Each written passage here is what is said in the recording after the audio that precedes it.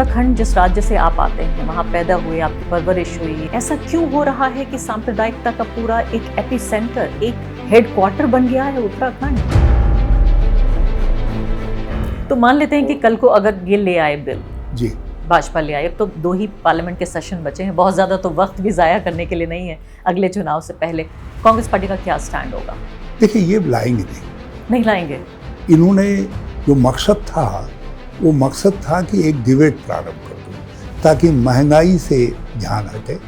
आज महंगाई कहाँ पर है? अब 2024 के बिल्कुल शुरुआत में, नए साल की शुरुआत होगी कि राम मंदिर का उद्घाटन होगा। ऐसे में आपके पास मिला जुला के, मैं कहूँगी जुलाई का महीना चल रहा है, 5 महीने बाकी हैं। क्या करेगी कांग्रेस पार्टी 5 महीने में? आपकी रणनीति क्या है? विपक्ष को साथ कैसे लेकर आएंगे? इधर आप बनाते हैं बिहार में सरकार तो उधर महाराष्ट्र में गिरा दी जाती है, आप दूसरी तरफ बनाते हैं नॉर्थ ईस्ट में गिरा दी जाती है। कर्नाटका में देखिए क्या हाल हुआ है। वो अलग बात है कि बाद में आप इलेक्शन जीत गए। यदि इनको राम जी में इतना भरोसा होता या इनको यूसीसी के बॉम्ब में इतना भरोसा होता तो महाराष्ट्र में ऐसा पाप क्यों करते? जिनको कल तक आप चोर डकैत भ्रष्ट कह रहे थे, उनको मंत्री पद की शपथ दिलवा कर, मुख्यमंत्री की पद की शपथ दिलवा करके आप उनको बधाई देने का काम कर रहे हैं। जो इन्होंने पप्पू बनाया था वो दिख रहा है। ये तो ऑक्सफोर्ड में लोगों को बता रहा है कि क्या क्या क्या आर्टिफिशियल इंटेलिजेंस है और क्या जो है टेक्नोलॉजी का क्या महत्व है। बड़ी बड़ी साइंसदानों के बीच में बातचीत कर रहा है। तो लोगों को लग रहा है यार जिसको ये आरएसएस वालों, बीजेपी वालों ने मिल करके हजार सोशल मीडिया प्लेटफॉर्म के जरिए पप्पू बताया था, ये पप्पू तो अमेरिका को अपनी मोहब्बत की दुकान में फिदा कर रहा है। लोग विपक्ष को कंफर्टेबल मेजॉरिटी देंगे, हम एक अच्छी सरकार बनाएंगे।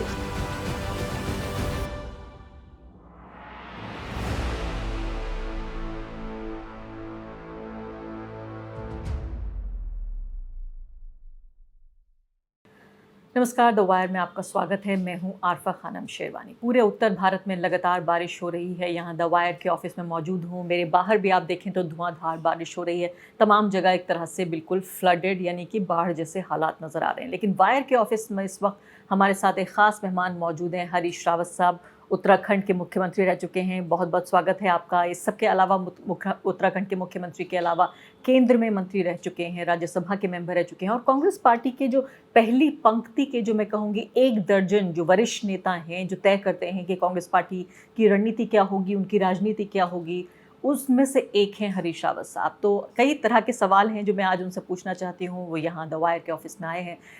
खासकर एक सवाल जो मुद्दा उठ रहा है, चुनाव से अब 9 महीने से भी कम का वक्त बाकी है, कि ऐसे में कांग्रेस पार्टी की रणनीति क्या है। राहुल गांधी को तो हम अलग अलग तरीके से देख रहे हैं कि वो आम जनता का मन जीतने की कोशिश कर रहे हैं। कहीं जाके खेती करते हैं तो कभी ट्रक पर चढ़ जाते हैं, तो कभी मैकेनिक से मिलते हैं, तो कभी वो झुग्गी बस्ती में नज़र आते हैं। लेकिन जो एक ओवरऑल मैं कहूँगी एक बड़े स्तर पर रणनीति क्या होने जा रही है, इसके अलावा और भी कई मुद्दे हैं आप दर्शकों को बताना चाहती हूँ। जैसे जो यूनिफॉर्म सिविल कोड का मुद्दा है, या फिर रावत साहब का जो अपना राज्य है, उनका जो होम स्टेट है उत्तराखंड, उसका जो सांप्रदायिकरण हो रहा है खतरनाक स्तर तक, उसको वो किस तरीके से देखते हैं। बहुत बहुत स्वागत आपका। सबसे पहले मैं आपसे यही पूछना चाहती हूँ कि एक बड़ा मुद्दा जो गरमा रहा है वो है यूनिफॉर्म सिविल कोड को लेकर, और जैसा कि लग रहा था कि भाजपा आपको एक तरह से, मैं कहूँगी उस टाइट स्पॉट में तो ले आए हैं कि आपको जवाब तो देना पड़ेगा कि आप यूसीसी सपोर्ट करते हैं, आप अपोज करते हैं, आप क्या कहते हैं? देखिए आप जब टाइमिंग देखिए, 9 महीने पहले चुनाव से प्रधानमंत्री जी भोपाल में अपनी पार्टी के वर्कर्स को संबोधित करते हुए कहते हैं कि देश में भाई 2 कानून नहीं चलेंगे, एक कानून होगा, और यूनिफॉर्म सिविल कोड की बात करते हैं। और ये किस समय करते हैं? जब पटना में देश का विपक्ष बैठ करके कहता है कि हम एक होकर के चुनाव लड़ेंगे, और बेंगलुरु में बैठ करके हम 1 to 1 के जो फैसला है, फॉर्मूला है, उसको इवॉल्व करेंगे और उसके लिए रणनीति तैयार करेंगे। तो सारी चर्चा इस बात पर आ गई थी, सारा फोकस इस बात पर आ गया था कि विपक्ष बनाम सत्ता पक्ष। भाजपा, सत्ता पक्ष, और 1-to-1 फाइट है। तो मोदी जी ने बहुत इंटेलिजेंटली एक बॉम्ब निकाला, सोशल बॉम्ब, और उसको फेंक दिया। तो ये तो आप मानते हैं कि ये बॉम्ब है? हाँ, बॉम्ब मानते हैं आप? बॉम्ब इसलिए है क्योंकि यदि बॉम्ब नहीं होता तो लॉ कमीशन जो पिछला था वो ये नहीं कहता कि भाई इसकी क्या ज़रूरत है, अभी माहौल नहीं है देश का। और हमारे जो फ्रेमर ऑफ द कॉन्स्टिट्यूशन थे उन्होंने भी कहा कि देश में जब माकूल वक्त आ जाएगा तो उस समय कॉमन सिविल कोड की बात हो सकती है।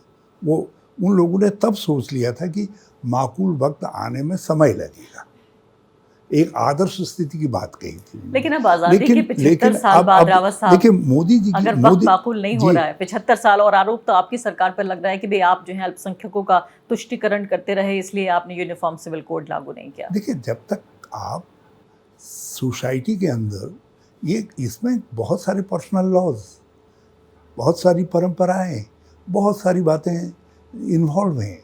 उस समय भी कॉन्स्टिट्यूएंट असेंबली के अंदर जो बातचीत हुई तो लोगों ने इन बातों को कहा, और उन सब चीज़ों को देखते हुए जब तक उसी समाज से सुधार की बात नहीं आती है, कोई परिवर्तन की बात नहीं आती है, कोई नया डेवलपमेंट नहीं होता है, तब तक आप थोप नहीं सकते हैं।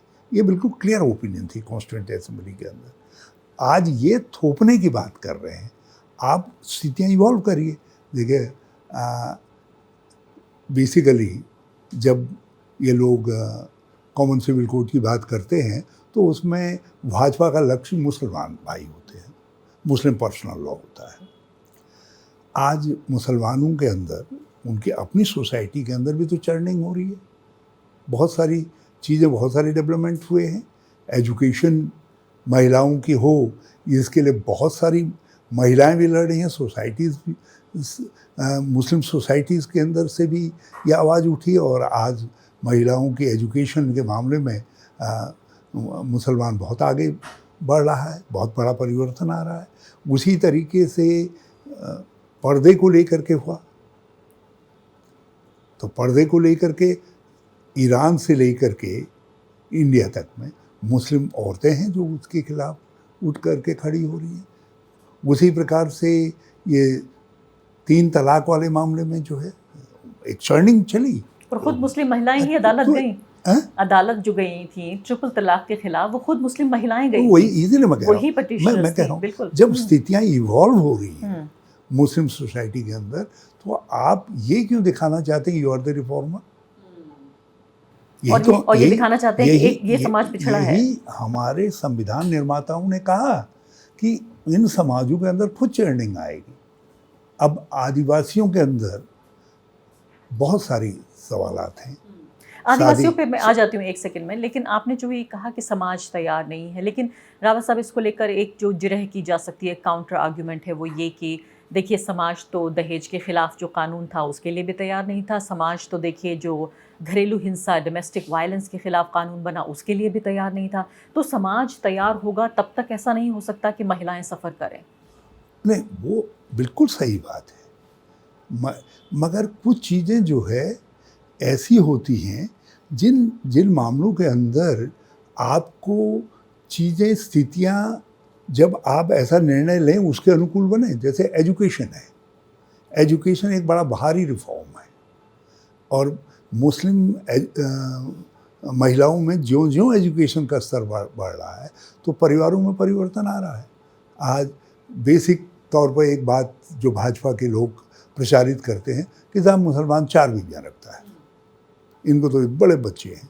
अब आज लोगों की जानकारी में ये तथ्य है, आ गया है, हमारे सेंसस के आंकड़ों के अनुसार भी, उनके अनुसार भी, जहाँ जहाँ शिक्षा है वहाँ वहाँ जो है जनसंख्या की वृद्धि दर हिंदू और मुसलमान के करीब करीब समान है, बहुत अंतर नहीं है। जिन एरियाज में शिक्षा नहीं है वहाँ थोड़ा सा अंतर है। नहीं, लेकिन मान लेते हैं कि मैं कहती हूँ, अगर ये पब्लिक परसेप्शन है, अगर मैं कहती हूँ, एक सेकंड को कंप्लीट कर लूँ। ये 4 शादियों वाला है। कितने कितने मुसलमान भाई हैं जो 4 शादियाँ कर रहे हैं? क्योंकि लोग जो है हार्डली 1% 2% ऐसे लोग होंगे। हाँ, तो खत्म कर दीजिए। मैं कह रही हूँ जब वाकई 1% लोगों को फर्क नहीं, पड़ रहा मैं है, 1.3% के आसपास लोग हैं, 2% से कम है, जो कि इतने ही हैं जितना कि हिंदू समुदाय या ट्राइबल्स में या क्रिश्चियंस में होता है, जहाँ तक एक से ज़्यादा शादी की बात है। एक स्थिति आ रही है जिस स्थिति में महिला खुद ही एग्जर्ट कर रही है और पति समझ रहा है इस बात को कि यार ये नहीं होना चाहिए। एक तो आप उसको अपने हाथ में, सरकार के हाथ में क्यों ले रहे हैं? उसको सोसाइटी के अंदर से चीज़ों को डेवलप होने दीजिए ना। मतलब पर्सनल लॉज को समाज को अपने आप समझना होगा, परिवारों को अपने आप समझना होगा, सरकार को बेडरूम में घुसने की ज़रूरत नहीं है, ये आप कह रहे हैं। हाँ, मेरा मानना ये है कि आप यदि वहाँ घुस रहे हैं तो उसके लिए कंसेंसस बना लीजिए कि भाई इन मामलों में आइए आप और हम बैठ करके कंसेंसस बना लेते हैं। यही तो पिछले लॉ कमीशन ने भी कहा। आप ट्राइबल्स का जिक्र कर रहे थे, अब यहाँ तो खबर ये आ रही है कि ये जो एक तरह का मॉडल ड्राफ्ट तैयार किया जा रहा है उसमें ट्राइबल्स को बाहर रखा जाएगा, इसके अलावा नॉर्थ ईस्ट को बाहर रखा जाएगा, इसके अलावा कोशिश ये भी होगी कि जो हिंदू अनडिवाइडेड फैमिली को जो टैक्स का जो एग्जेम्पशन मिलता रहा है उसको भी बाहर रखा जाए। तो फिर यूनिफॉर्मिटी कहाँ रही? और फिर दूसरी बात यह है कि आप को लगा कि हम जैसे ही ट्राइबल को इसमें छेड़ेंगे तो हम आग के साथ खेलेंगे। हाँ। मणिपुर में जो स्थिति पैदा हुई तो आपने एक डर क्यों पैदा कर दिया अनावश्यक जो है। आज देखिए इनके अपने सहयोगी हैं कुनाट संगमा, उन्होंने कह दिया नहीं होना चाहिए। इनके सहयोगियों ने अरुणाचल से भी आवाज़ उठा दी। मैं का के समय में आसाम में था जिस समय का इंट्रोड्यूस किया गया, तो मैं हमारे साथ 4-5 गाड़ियाँ और थी, कांग्रेस के झंडे लगे हुए थे। तो एक व्यक्ति खेत में काम कर रहा था, वहाँ से दौड़ करके आया कि आमी का ना मानो, मतलब उसने कांग्रेस के झंडे को देख करके कहा कि मैं भी का विरोधी हूँ, तुम भी का के विरोधी हो। एक कॉमनर मतलब लोगों के ऊपर ये लगा, नॉर्थ ईस्ट के लोगों को, असम के लोगों को, कि हमारे ऊपर थोपा जा रहा है। मैं नॉर्थ असम की बात कर रहा हूँ। जब आप थोपते हैं तो सोसाइटी में उसका रिएक्शन खराब होता है। तो मान लेते हैं कि कल को अगर ये ले आए बिल, जी भाजपा ले आए, तो 2 ही पार्लियामेंट के सेशन बचे हैं, बहुत ज़्यादा तो वक्त भी ज़ाया करने के लिए नहीं है अगले चुनाव से पहले, कांग्रेस पार्टी का क्या स्टैंड होगा? देखिए ये लाएंगे नहीं लाएंगे। इन्होंने जो मकसद था वो मकसद था कि एक डिबेट प्रारंभ कर दो ताकि महंगाई से ध्यान हटे। आज महंगाई कहाँ पर है? और डिबेट से फ़ायदा हो रहा है इनको? डिबेट से इनको फ़ायदा हो रहा है? उनको लगता है कि वो माइंड डिबेट करने में सफल हो रहे हैं। आपका क्या सफल हो रहे हैं, उसमें सब लोग रिएक्ट करने लग गए हैं, आप और मैं बातचीत कर रहे हैं, ये भी उनका एक फ़ायदा है। तो ये उसमें देखिए महंगाई का सवाल, जिसमें हर रसोई आज जल रही है, हर महिला का दिल जल रहा है आज, लेकिन जो है वो सवाल नहीं है। बेरोज़गारी बहुत बड़ा सवाल है देश के सामने। दुनिया की सबसे बड़ी बेरोज़गारी वृद्धि दर हिंदुस्तान के अंदर। महिलाओं में अत्याचार के मामले में हमको अफ्रीकन कंट्रीज़ के साथ क्लब किया जा रहा है। माल न्यूट्रिशन के मामले में हमको नेपाल और दूसरे देशों से पीछे समझा जा रहा है। आपकी बात दुरुस्त है, मैं कह रही हूं कि असहिष्णुता आदि जो सवाल हैं, जो प्राइम इश्यूज हैं देश के सामने। आपकी बात दुरुस्त है, मैं कह रही हूँ कांग्रेस पार्टी में इसको लेके चिंतन हो चुका है कि अगर ऐसी कोई संभावना होती है तो हम क्या स्टैंड लेंगे? देखिए जिन्होंने कहा है वो देखें, ये उनकी पिच, हम उनकी पिच देखेंगे ना, फिर कैसे खेलना है फिर जवाब देंगे। हम उनकी पिच देखेंगे, वो पिच बना भी रहे नहीं बना रहे। मजे हुए एक नेता की तरह आपने 10 मिनट तक मेरे सवाल का जवाब नहीं दिया। मैं आगे बढ़ती हूँ, उत्तराखंड पे बात करती हूँ। मैं समझ गई आपकी बात कि आप कह रहे हैं कि पहले उन्हें खेलने दीजिए, हम देखेंगे कि जवाब कैसे, पहले उनकी बॉल आने दीजिए, फिर देखेंगे कि बल्ला कैसे चलाना है। हम अपनी पिच में हम एक यूनिफाइड चैलेंज पेश करना चाहते हैं, हम उस पिच से क्यों ध्यान हटाएं? ठीक है, हम महंगाई दूसरे तीसरे सवालों पर, बेरोजगारी के सवालों पर लड़ रहे हैं, उससे मैं क्यों ये भी आपसे पूछूंगी कि 2024 में भाजपा तो अपने मुद्दे ला ही रही है। अब देखिए यूसीसी ले आए हैं, इसके अलावा जनवरी में अब राम मंदिर का उद्घाटन हो जाएगा, भव्य उद्घाटन होगा। उसके बाद तो विपक्ष को मुझे लगता है कि मीडिया में स्पेस जितना कुछ मिल रहा है वो भी एक तरह से ख़त्म हो जाएगा। उस सवाल पे मैं आऊँगी जल्दी से, लेकिन उत्तराखंड के बारे में पूछ लेती हूँ। उत्तराखंड ये समझिए आपके इस वक्त न सिर्फ के राष्ट्रीय बल्कि अंतर्राष्ट्रीय हेडलाइंस का हिस्सा बना हुआ है। जिस बदसूरत तरीके से उत्तरकाशी में वहाँ एक ख़ास समुदाय को टारगेट किया और पूरे राज्य को, जिसे कहा जाता था कि पहाड़ी लोग हैं, बड़े ही शांतिप्रिय पीसफुल लोग हैं, आबादी भी बहुत ज़्यादा नहीं है वहाँ मुसलमानों की, लेकिन उनको लेकर जिस तरह का ध्रुवीकरण हुआ, फिर खुद मुख्यमंत्री जिस तरह से लैंड जिहाद का ज़िक्र करते हैं, उन्होंने खुद सरकारी स्तर पर बताया कि 300 से ज़्यादा मज़ार ढाए जा चुके हैं और 1000 के आसपास उनके पास ये तादाद है। ऐसे में एक ऐसे व्यक्ति के तौर पर जो कि शासन प्रशासन देख चुका है, एक मुख्यमंत्री के तौर पर आप उत्तराखंड का, आप इसे किस तरीके से देख रहे हैं? देखिए, पहली बात तो ये है कि जो आंकड़े मुख्यमंत्री ने दिए हैं, क्या है मैं नहीं जानता। हम कोई भी जो है इस तरीके के अवैध कब्जों के पक्ष में नहीं है, मगर मैंने एक सवाल उनसे किया। मैंने कहा, भाई इसको मुख्यमंत्री वाइज या साल वाइज बता दो कितने कितने अवैध कब्जे कब हुए हैं ज़मीनों के अंदर। और मेरा आज भी दावा है, मैं आपके प्लेटफॉर्म पे भी कह रहा हूँ, मैक्सिमम इस तरीके के अवैध कब्जे इनके समय में हुए हैं। अब इन्होंने एक अवैध कब्जों की लिस्ट इत्फाक से एक कमिश्नरी में जारी हो गई। अब उस लिस्ट के जारी होने के बाद पता चला कि मज़ारें तो 10-20 हैं ऐसी जो पुरानी हिस्टोरिकल मज़ारें हैं, बाकी तो मंदिर ज़्यादा हैं। अब उसमें एक हमारे वहाँ गर्जिया देवी का मंदिर है, एक पुण्यागिरी देवी का मंदिर है, महाशक्ति का मंदिर है, वो भी उस लिस्ट में सम्मिलित, जो गैर कानूनी है। हाँ, जिनको अवैध कब्जों की जो लिस्ट जारी की। और हज़ारों ऐसे भूमिहीन लोग जिनमें पूर्व सैनिक भी हैं, दूसरे लोग भी हैं, जिनमें आदमी ने घर बनाते वक्त थोड़ा से गवर्नमेंट लैंड आ गई, क्योंकि जो हमारी पहाड़ों की बनावट है उसमें गवर्नमेंट लैंड को और बेनाम ज़मीन को उसको डिस्टिंग्विश करना प्राइवेट लैंड को बड़ा कठिन काम होता है। जैसा ओवरलैपिंग हो जाती है, तो ओवरलैपिंग से जो मकान बने हैं, तो ऐसे हज़ारों लोग, जब जनता सड़क पर निकल आई तो मुख्यमंत्री जी लैंड जिहाद भूल गए, तब लव जिहाद में आ गए, क्योंकि तो उनको तो एक जिहाद चाहिए, शब्द चाहिए जिहाद, और लव जिहाद में आ गए। अब लव जिहाद में जब लोगों ने उनसे सवाल करना शुरू किया, उन्होंने कहा, भाई तुम हमको ये बताओ, ये जिनको आप कह रहे हो ये आ गए, जिनकी दुकानें बंद करवा रहे हो, जिनके काम धंधे बंद करवा रहे हो, इन कामों को करेगा कौन? नाई का काम करने वाला हमको मिल नहीं रहा है, हमको मकान बनाने वाला मिल नहीं रहा है, हमको जो है प्लम्बर मिल नहीं रहा है, हमारे पास जो दूसरे काम करने वाले लोग मिल नहीं रहे हैं। यदि ये काम करने वाले हैं नहीं, ये हमारी नेसेसिटी हैं, और ये है कहाँ? एक दो ऐसे बातों से तुमने लव जिहाद का ऐसा माहौल बना दिया, ऐसा लगा जैसे उत्तराखंड की नारी की एक छवि है, एक देवी कैसी छवि है, एक अपनी संस्कृति, अपने धरती से जुड़ी हुई, परंपराओं से जुड़ी हुई नारी की छवि है। तो आपने उसको लव जिहाद को इतना प्रचारित किया कि देश और दुनिया में लगा कि भाई उत्तराखंड में तो पता नहीं लव जिहाद के कितने किस्से आ रहे हैं, तो क्या हो रहा है। तो आप ये कह रहे हैं कि ना तो लैंड जिहाद हो रहा है उत्तराखंड में, ना ही लव जिहाद हो रहा है, ये सब सिर्फ षड्यंत्र है? ये षड्यंत्र है, ये जमीन के अतिक्रमण हैं।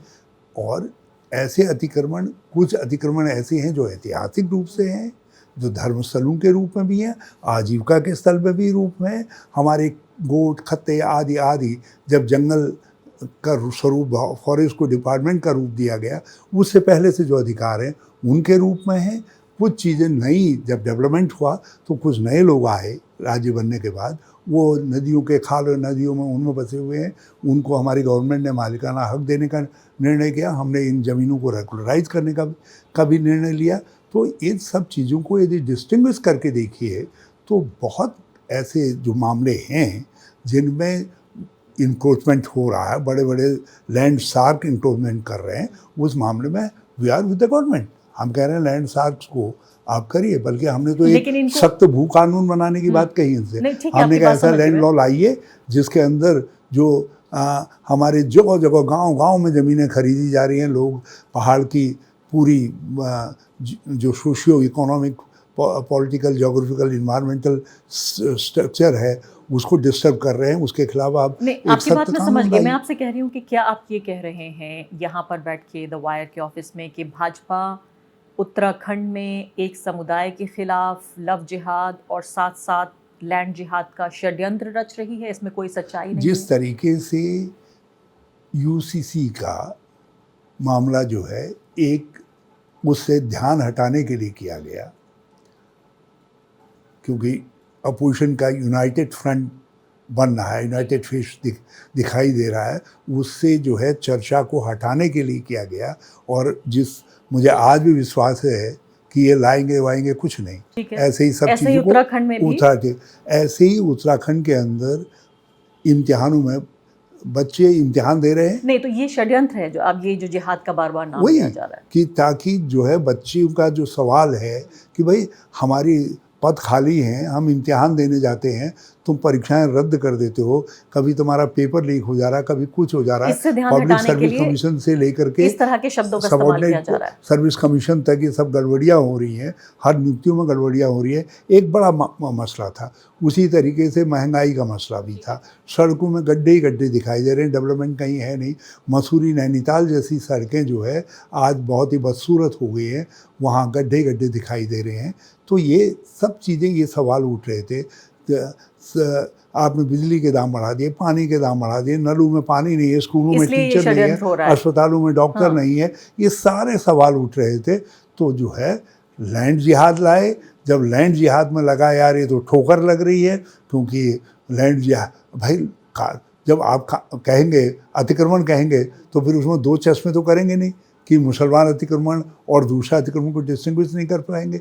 जब इनको लगा ये तो बड़ा भारी ऐसा हमारे बवाला हो गया है, तो फिर ये लिया है लव जिहाद। अब लव जिहाद में जब महिलाओं ने पूछना शुरू किया, उत्तराखंड ने पूछना शुरू किया, भाई तुम हमको सबको एक ब्रुश से क्यों कर रहे हो? यदि लव जिहाद के खिलाफ कोई कानून है तो उस कानून का इस्तेमाल करो। कोई जो है प्रलोभन दे करके गलत तरीके से हमारी बच्चियों को कर रहा है या अपहरण कर रहा है, कुछ बात है ऐसी, तो आप कानून तो तुम सरकार आप ये कह रहे हैं कि हिंदू महिलाओं को ये बात पसंद नहीं आ रही है, ये जो लव जिहाद की बार बार बात की जा रही है, उत्तराखंड में उनको ये पसंद नहीं है। उत्तराखंड को भी पसंद नहीं आ रही है, क्योंकि हमारी इमेज, हमारी जो छवि है, हमारी महिलाओं की जो देवी की छवि है, सात्विकता की छवि है, आपने लव जिहाद ऐसा लग दिया जैसे उत्तराखंड में और कोई काम ही नहीं हो रहा है। अच्छा, अब इसके अलावा मुझे ये बताइए, उत्तराखंड जिस राज्य से आप आते हैं, वहाँ पैदा हुए, आपकी परवरिश हुई, आप वहाँ मुख्यमंत्री बने, ऐसा क्यों हो रहा है कि सांप्रदायिकता का पूरा एक एपिसेंटर, एक हेडक्वार्टर बन गया है उत्तराखंड? मतलब मैं आपको बताऊं कि जिस तरह से धर्म संसदें वहाँ पे हो रही हैं, लैंड जिहाद की पूरी बात हो रही है, मुख्यमंत्री एक हिंदुत्व के चेहरे के तौर पर उभर कर आ रहे हैं, गरीब मुसलमानों को मार कर भगाया जा रहा है, ये इसको क्यों एक हेडक्वार्टर, एक एपिसेंटर बनाया जा रहा है? उसके दो कारण हैं। पहला कारण तो ये लगता है बीजेपी को, क्योंकि 2022 में it was a very close fight. यदि आप हमारे वोट नहीं ले जाती 4%, 5%, तो हमारी गवर्नमेंट बनती, या हम ही कुछ गलतियां नहीं करते, कुछ गलत निर्णय नहीं हो जाते हमसे, तो हमारी गवर्नमेंट बनती, क्योंकि लोग गवर्नमेंट बनाना चाहते थे। जबकि यूपी के हम हिस्सा रहे हैं। यूपी में जो कुछ होता है, जो प्रयागराज में होता है, वो हरिद्वार में भी हो जाता है। जो बनारस में होता है वो हमारे केदारनाथ और बद्रीनाथ को भी प्रभावित करता है, लेकिन उससे अलग मिजाज से उत्तराखंड सोचने लग गया है। तो इससे भाजपा लीडरशिप चिंतित थी। अच्छा। तो इसलिए उन्होंने जो है उत्तराखंड के मिजाज को कम्युनलाइज करने के लिए ये दो टोटके निकाले। क्या कामयाब हो रहे हैं लोग? वो कामयाब हो रहे हैं? नहीं कामयाब होंगे, हम है ना, हम कामयाब नहीं होने देंगे। उत्तराखंड एक संजीदा हुआ है। वो ये समझते हैं, भाजपा लीडरशिप ये समझती है कि यहाँ तो ये तो जिसको ये कहें कि 90%, 92% यहाँ हिंदू आबादी है, और उसमें भी 80% जो है अपर कास्ट है, ब्राह्मण है, ठाकुर हैं, बनिया है, अपर कास्ट है। तो उनको लगता है कि ये क्यों हो रहा है। और बद्रीनाथ, केदारनाथ, गंगोत्री, यमुनोत्री, हरिद्वार, जागेश्वर, इनकी धरती में जो है हमारे साथ क्यों नहीं पागलपन पैदा हो रहा है लोगों में।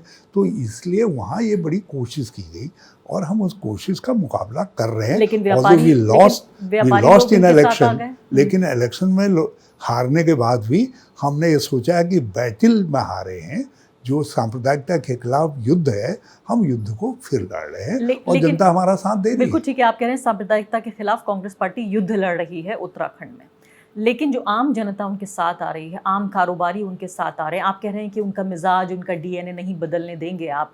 क्या आप कोशिश कर रहे हैं? आप ये देखिए कि अब वही कारोबारी जो सवाल अभी मैंने कहा कि वही कारोबारी कह रहा है भाई इनके बिना तो हमारा काम नहीं चल रहा है। तो इसलिए वापस भी आ रहे हैं वो लोग। नहीं तो तुम हमको दो ना, हमको नाई का काम करने वाला दो ना, हमको प्लम्बरिंग का काम करने वाला दो ना, हमको मकान बनाने वाला दो ना। बद्रीनाथ के मंदिर बना का जो वहाँ जो है कुछ डेवलपमेंट का काम कर रहे हैं, ये दिखाने के लिए कि बद्रीनाथ में भी हमने कुछ कर दिया, क्योंकि केदारनाथ में सारा रिकन्स्ट्रक्शन का काम हमारे समय में होता, कांग्रेस के समय में। तो ये दिखाने के लिए कि हम भी पीछे नहीं हैं, कुछ वहाँ कर रहे हैं। तो वहाँ काम करने वाले पता चला 90% मुसलमान हैं। तो लोगों को ये लगा, लोग कह रहे हैं भाई जब ये यही है या तो हमको दो ना, काम तो होने ही है, डेवलपमेंट तो होना ही है, हमको घर की ज़रूरतें हैं, हमको अपने पर्सनल ज़रूरतें हैं, हमको सब्जी की ठेली लगाने वाला भी चाहिए, ये करने वाला चाहिए, या तो ये तो लोगों ने ये सवाल उठाने शुरू कर दिए। लोगों ने ये सवाल अब लोग ही उठा रहे हैं। आप इनिशियली जब एक शॉक ट्रीटमेंट देते हैं तो आदमी वो रहता है, उस समय लोग थोड़े दो चार दिन लगा कि बह रहा है उस दिशा में, लेकिन लोगों ने फिर ये सवाल करना शुरू कर दिया। उन्हें कहा यार तुमने तो हमारी ऐसी इमेज बना दी है जैसे हमारी हमने अपना रास्ता जो है जो था हमारी, वो आपने तो हमको इतना सस्ता एरिया बना दिया जहाँ कोई भी आएगा और हमको लेकर के चल देगा। तो ये सवाल जो उठे हैं तो लोगों को लगा कि इससे हमारी संस्कृति पर, हमारी छवि पर चोट पहुंच रही है। मैं अगले तो सवाल पे आती हूँ। अब आजकल जिहाद कम हो रहा है। हाँ, अब जिहाद कम दोहरा रहे हैं। अब यूसीसी दोहरा रहे हैं। हमने एक बात उनसे कह दिया, हमने कहा भाई तुमने ऐसा कानून बनाया, तुम्हारे तो बड़े भाई दिल्ली वाले भी कानून बनाने का बात कर रहे हैं। और भारत का संविधान कहता है कि जब यदि केंद्र कानून बनाएगा कनकरेंट लिस्ट में, तो जो राज्य का कानून होगा वो बेकार हो जाएगा। तुम तो बेगानी शादी में अब्दुल्ला दीवाना हो गए। नहीं, तो ये तो उल्टा कह रहे हैं। ये कह रहे हैं कि भाई उत्तराखंड बना रहा है ड्राफ्ट, जिसको केंद्र उसी मॉडल पे आगे चलेगा। लॉ कमीशन क्या कर रहा है तुम्हारा? तुमने जो और एक्सपर्ट बनाए हैं वो क्यों बना रहे हैं? या तो कह दो ये लॉ कमीशन से ये तो नालायक है, उत्तराखंड का ही लायक है, उसको ले आओ ना, हमें तो खुशी होगी। तो कम से कम हम सैद्धांतिक रूप से जो भी निर्णय करेंगे, हमारी पार्टी निर्णय करेगी, जहाँ जहाँ जिन बिंदुओं पर हमको जो कुछ करना होगा हम अपना दृष्टिकोण देंगे। लेकिन यदि तुम ऐसा समझ रहे हो तो उत्तराखंड के पैसे से जो एक्सरसाइज करवा रखी है उसी को अंत मान लो ना, फिर ये लॉ कमीशन को काहे ला रहे हो? रावत साहब, मैं आगे बढ़ती हूँ और बात करती हूँ अब 2024 के चुनाव के मद्देनजर। आपने कहा कि भाई यूसीसी का बॉम्ब फोड़ दिया, एक और जो बॉम्ब आपका इंतजार कर रहा है, बड़ा बॉम्ब, या मैं अगर कहूँ हिंदी ज़बान में तो जो ब्रह्मास्त्र इंतज़ार कर रहा है वो है अब 2024 के बिल्कुल शुरुआत में, नए साल की शुरुआत होगी कि राम मंदिर का उद्घाटन होगा। ऐसे में आपके पास मिला जुला के मैं कहूँगी जुलाई का महीना चल रहा है, 5 महीने बाकी हैं। क्या करेगी कांग्रेस पार्टी 5 महीने में? आपकी रणनीति क्या है? विपक्ष को साथ कैसे लेकर आएंगे? इधर आप बनाते हैं बिहार में सरकार तो उधर महाराष्ट्र में गिरा दी जाती है, आप दूसरी तरफ बनाते हैं नॉर्थ ईस्ट में गिरा दी जाती है। कर्नाटका में देखिए क्या हाल हुआ है। वो अलग बात है कि बाद में आप इलेक्शन जीत गए। यदि इनको राम जी में इतना भरोसा होता या इनको यूसीसी के बॉम्ब में इतना भरोसा होता तो महाराष्ट्र में ऐसा पाप क्यों करते? जिनको कल तक आप चोर, डकैत, भ्रष्ट कह रहे थे, उनको मंत्री पद की शपथ दिलवा कर, उप मुख्यमंत्री की पद की शपथ दिलवा करके आप उनको बधाई देने का काम कर रहे हैं।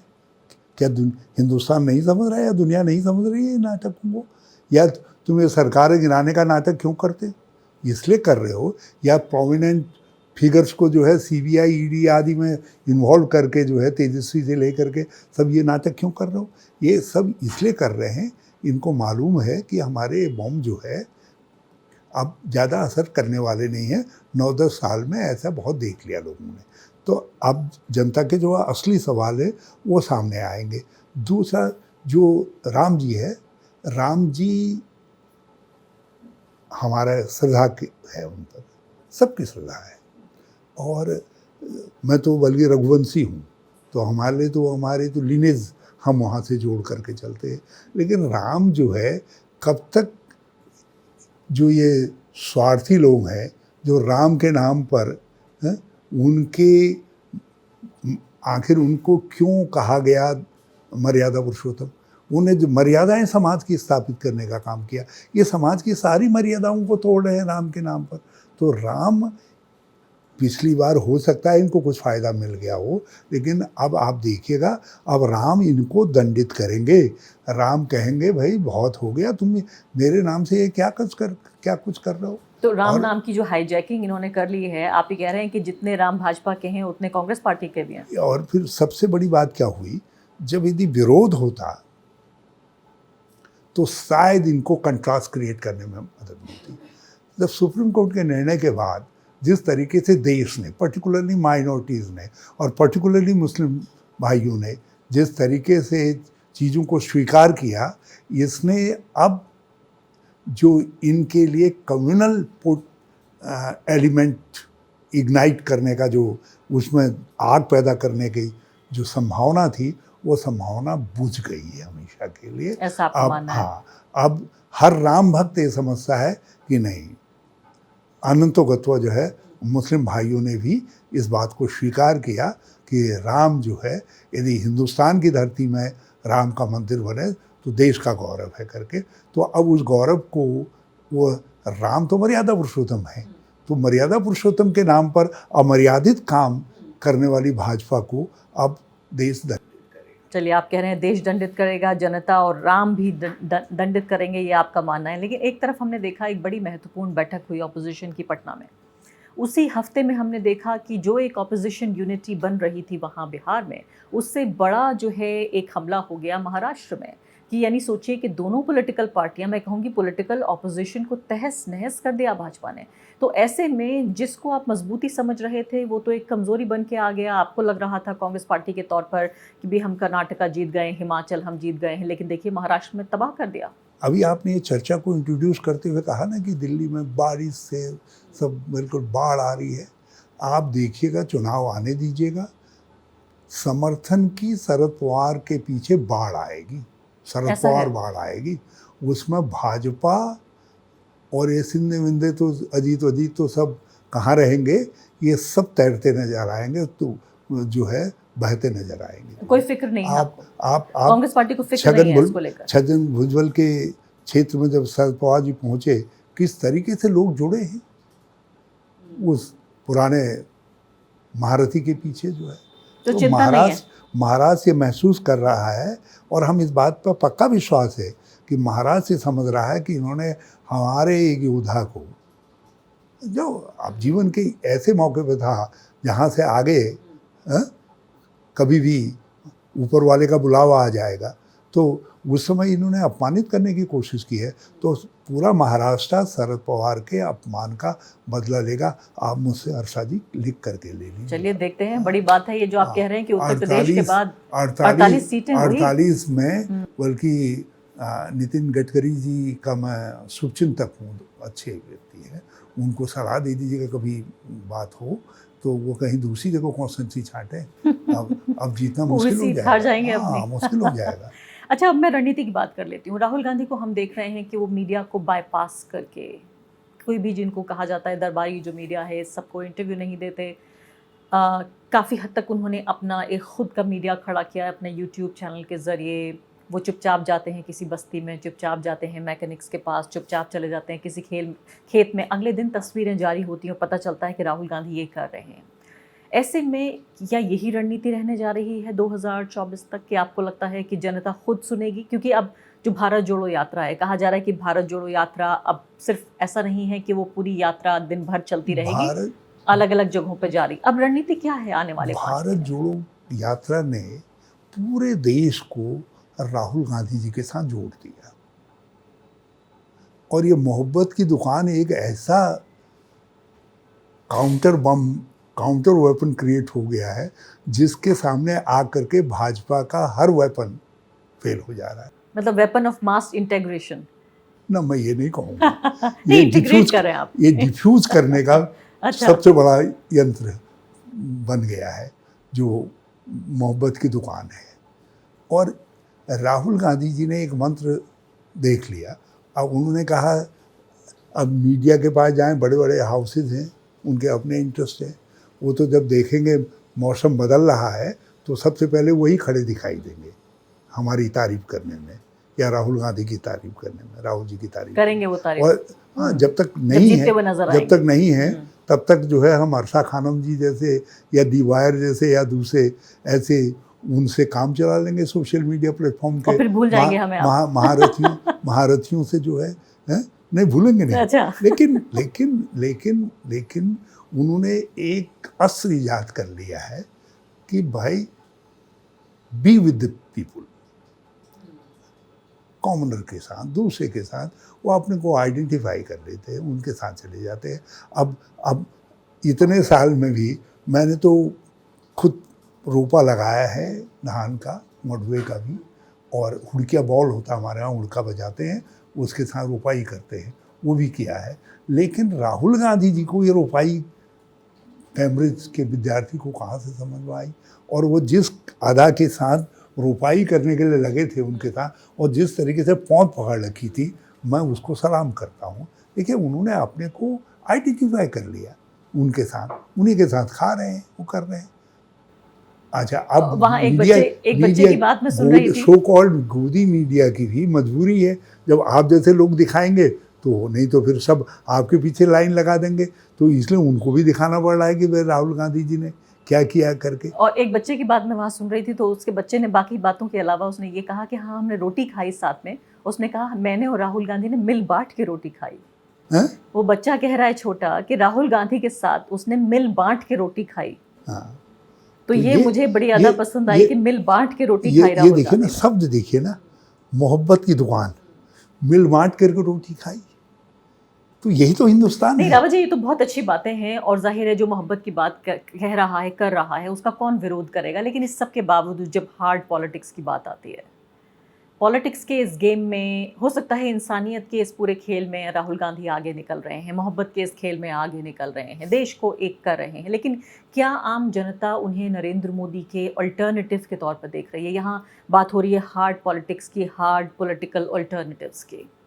अटल जी के अल्टरनेटिव के रूप में किसी ने कल्पना की थी।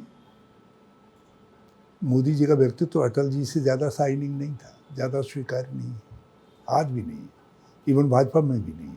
भाजपा के अंदर एक स्ट्रॉन्ग सेक्शन है जो उनको पचा नहीं पाता है। लेकिन अटल जी सर्वमान्य थे और हिंदुस्तान भी उनके पीछे फिजा था। लेकिन समय आ गया था परिवर्तन का, और 10 साल हो गए हैं, मोदी जी भी देख लिए हैं, परिवर्तन का समय आ गया है। हाँ, आ गया है। राहुल गांधी उस परिवर्तन की हवा को देख रहे हैं, और लोग ये देख रहे हैं जो इन्होंने पप्पू बनाया था, वो दिख रहा है। ये तो ऑक्सफोर्ड में लोगों को बता रहा है कि क्या क्या क्या आर्टिफिशियल इंटेलिजेंस है, और क्या जो है टेक्नोलॉजी का क्या महत्व है। बड़ी बड़ी साइंसदानों के बीच में बातचीत कर रहा है, और वहाँ से अमेरिका के पढ़े लिखे क्लास और हाई क्लास को जो है एड्रेस करने का काम कर रहा है। तो लोगों को लग रहा है यार, जिसको ये आरएसएस वालों, बीजेपी वालों ने मिल करके हज़ारों हजार सोशल मीडिया प्लेटफॉर्म के जरिए पप्पू बताया था, ये पप्पू तो अमेरिका को अपनी मोहब्बत की दुकान में फिदा कर रहा है। नरेंद्र मोदी जी के भव्य स्वागत का तो कोई मुकाबला ही नहीं है। राहुल गांधी का वो स्वागत नहीं हुआ जो भव्य स्वागत, वहाँ लाल कालीन बिछाया गया। आप देखिए खाने का इंतजाम, अगर आप देखें क्या मेन्यू में क्या क्या चीजें। देखिए, यदि आप मुझसे स्टूडियो में अपना मेरा इंटरव्यू लेती तो वहाँ जो है बड़ा गेटअप होता, चमकीला होता। अच्छा। क्योंकि वो स्टेज बना हुआ था, और यहाँ पर आप ले रही हैं तो ऐसा लग रहा है कि अपने परिवार के एक सदस्य से मैं बातचीत कर रहा हूँ। तो राहुल गांधी जी का जो स्टेज है वो स्वाभाविक है, नेचुरल है, और मोदी जी का जो स्टेज है वो स्टेज मैनेज्ड है, वो पूरी शक्ति से, सत्ता से, अमतु से है। तो वो तो जो है एक मैनेज्ड शो है, जो उनके साथ मोदी है वो मैनेज्ड है। चलिए, अब और यहाँ बात आपसे 2-4 लोग राहुल कहते हैं तो स्वाभाविक रूप से कह देते हैं, क्योंकि एक कॉमनर है, वो मिल बांट के रोटी खा लेते हैं। आखिरी बात अब आपसे मैं पूछ रही हूँ कि 2024 का मुझे बेस्ट केस सिनेरियो और वर्स्ट केस सिनेरियो दोनों आप बताइए कि सबसे बेहतर की क्या उम्मीद कर रही है कांग्रेस पार्टी विपक्ष की एकजुट ताकत के तौर पर, और अगर बहुत खराब होता है तो क्या हो सकता है? क्या आप नरेंद्र मोदी भाजपा को 200 सीटों पे रोक सकते हैं? देखिए, दी बेस्ट होना चाहिए, क्योंकि हिंदुस्तान के लिए आवश्यक है। आज़ादी के मूल्यों के लिए आवश्यक है।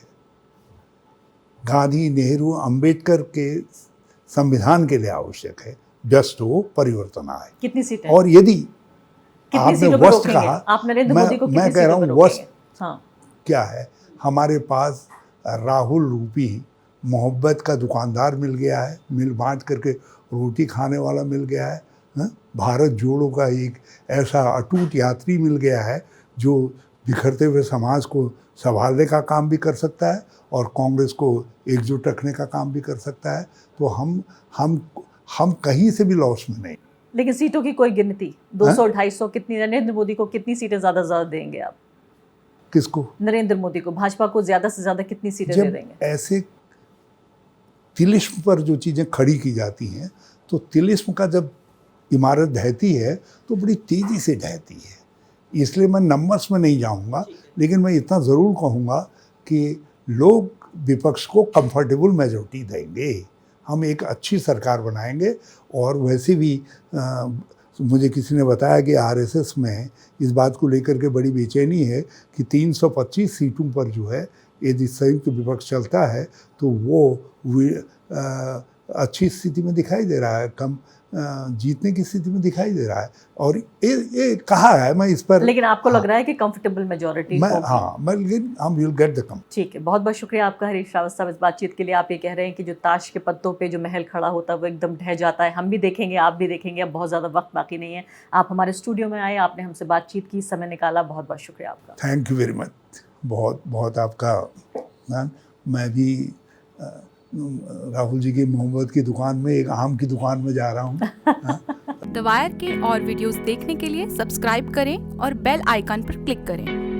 स्वतंत्र पत्रकारिता की आर्थिक मदद करने के लिए डिस्क्रिप्शन में दिए गए लिंक पर जाएं और अपनी राशि चुनें।